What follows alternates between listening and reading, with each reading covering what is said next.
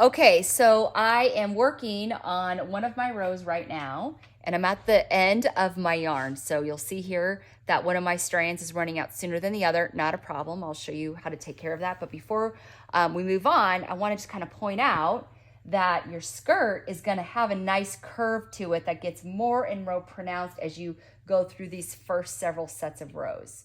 So you can kind of see what that looks like. You see the nice, beautiful braid, and it really lays nicely as you kind of go forward in the pattern.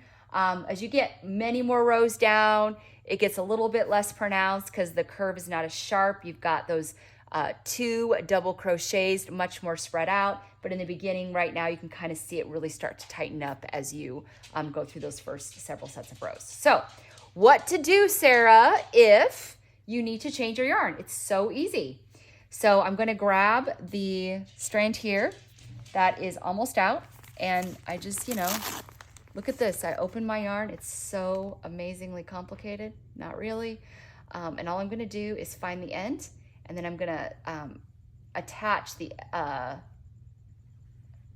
to this strand that's almost out. Finding the end can be sometimes the trickiest part. Here we go. So I've got it.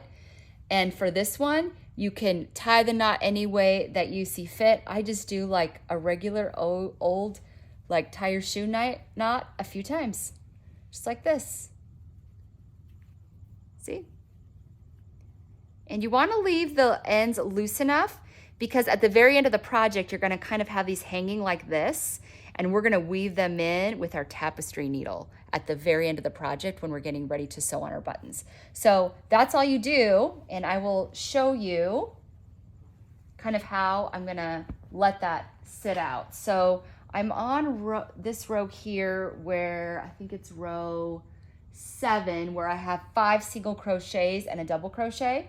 So I can see that this was my last 2 double crochets.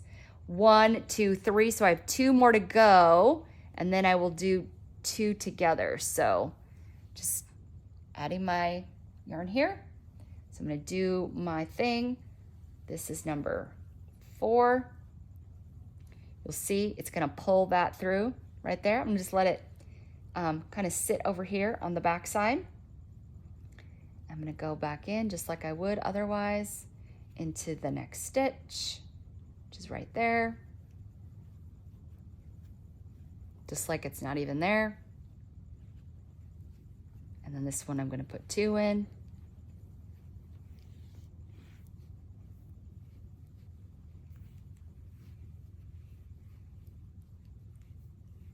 And you'll kind of see, I keep my ends like this on the back side. If it accidentally is on the front side, it's okay, just push it through to the back.